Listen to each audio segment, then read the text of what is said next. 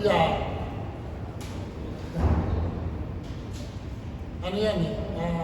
Yeah, hindi pa naman kami sure yata ng top 4. I don't know the magic number of the top 4. But still, kailangan namin ng panalo mas paano in our next 2 games.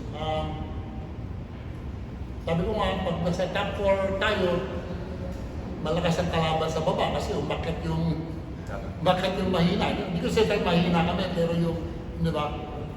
Pero pag nasa baba kami, malakas din ang katapat namin. So, maski na saan mo kami ilagay, malakas ang katapat eh. So, but we like to get to the top 4, pero naman meron kaming twice to beat advantage, maski pa paano.